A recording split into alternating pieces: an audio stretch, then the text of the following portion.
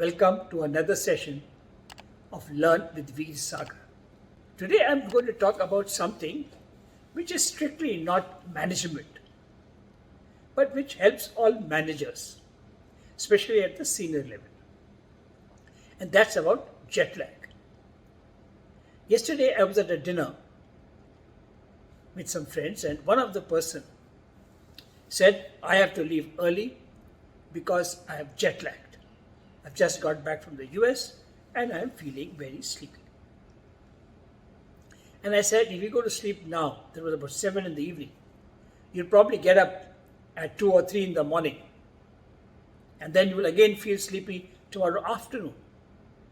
So you're not going to be able to give a full day's work. So then it struck me, how it is that I do not have this jet lag?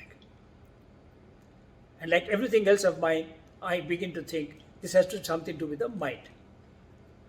That when you're going to work, you're going for a purpose, your entire focus is on that meeting or on the set of meetings, and therefore the idea of feeling sleepy or feeling hungry does not come in the picture. You don't even think about this.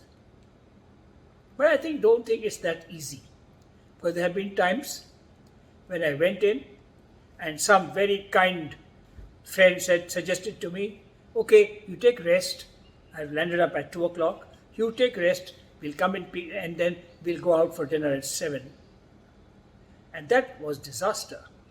Because I went off to sleep and I got up at 3 o'clock in the morning. And then it's too late to do anything. My friend probably gave me up as a no-show. And then you can't sleep. So you make another disaster. You actually watch TV. You watch late night TV. And then you don't sleep. And the morning, you have not slept. And therefore, you are sleepy through the day.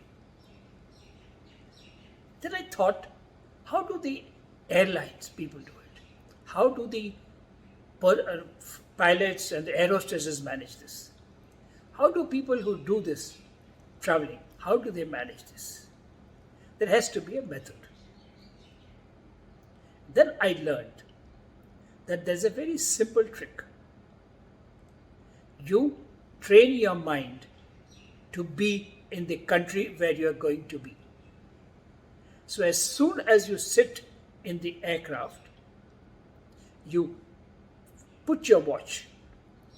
You set your watch to the time of the place where you're going to land. 8 hours later, 14 hours later, doesn't matter. Sometimes when you have a stop in between and you're going, for example, from Delhi to New York, and as soon as I get to the aircraft, I set my watch to New York time. Then I land in Amsterdam. That's a bit confusing because I've got New York time on my watch. But that's a small price to pay. You can only look at the local watches to find out the local time. So I do that, and then I start thinking, okay, at this time, what would somebody in New York be doing? Would he or she be eating, sleeping, what? Working, what? And that is what I start doing. I start behaving mentally as if I'm in that place. So I'm getting used to that time. I'm getting used to that time. Okay, it's now 6 in the morning or 6 in the evening or whatever that time may be. So when the food comes, I think of that. And for the time for sleeping, it may be night. Maybe the airlines have, the crew has switched off all the lights. Right? And everybody around you has spread out and gone to sleep. But if your time shows that it's morning, then don't sleep. That's the time to read, watch movies. And then when your time says sleep, that's the time to go to sleep. So once you're doing that, first you're getting tuned to that. Secondly, something I do regularly, is I have not flown a direct flight for 14 hours. When I fly to US, I take a break in Europe somewhere, Paris, Amsterdam, Frankfurt somewhere. and then have a shower and bath. Most airports, doesn't matter what class you're flying, most airports provide you a provision at some payment of having a shower. So have a shower, change, and get in, and when you land, wherever you're landing, you're reasonably fresh. Don't go to sleep. If you land in the afternoon, don't go to sleep. Have a meeting. Have a dinner meeting. Go out. Go out and keep as awake as long as possible till you can take it no more and you crash out as late as possible local time. So maybe you've gone to sleep at 9 in the night, 10 in the night local time. Now, next morning, you get up along with the rest of them New Yorkers. And you're in that cycle. And once you get that cycle, you're all right. Sometimes, yes, you feel a little sleepy. But that I feel even normally. Even when I'm in Delhi, I feel sleepy in the daytime sometimes. That you have to manage. So, do not sleep in between. Because if you sleep in the afternoon or evening, then it messes up all your thing. And also, when they are sleeping in the US, if you are not feeling sleepy because your internal clock is saying it's 3 in the afternoon, don't put on TV. Read, do something that will ultimately put you to sleep. But go to sleep. Sleep when the Americans sleep.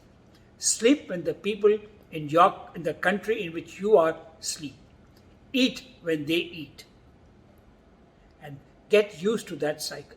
The only cycle which you can't manage is probably the bowel cycle, which is a very sad thing because if you are there for a week or 10 days, by the time the bowel gets used to the thing, it's time to come back to India and then there's again it's readjustments.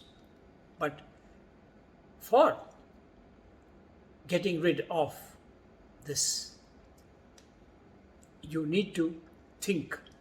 You need to have a mindset that I am in the country where I am. If you do that, then you do not get jet lag. Because jet lag is in the mind. Sleep when the local people sleep. Eat when the local people eat. Work when the local people work. Once you do that, stop thinking. And on another note, another thing you must not do when you go out of India is to convert everything into Indian currency. When I go to US or UK, I feel miserable. I used to feel miserable when I said, oh, one bottle of Coke is 50 rupees. In those days, $1 was 50 rupees. First time when I went, oh, I'm not going to buy Coke. Then you realize that $1 is nothing. So do not convert into local currency. Look at it in relation to the currency and the amount you have. If you have a daily allowance of X dollars, see in relation to that, is this expensive or not? If it is, then yes. If it is not, enjoy it. So do not convert into, like I said, do not convert to local time. Do not also convert to local currency. So in summary, and nowadays this is the traveling season. Everybody is traveling these days. You're going on holiday. You're going on work. Don't waste your time. Don't get your holiday spoiled by having jet lag. Plan, control your mind, train your mind so that you don't have jet lag. Learn to think like you are in the country of where you are going from the time you get into the aircraft to leave. It's with Veer Sagar saying, thank you very much till we meet again.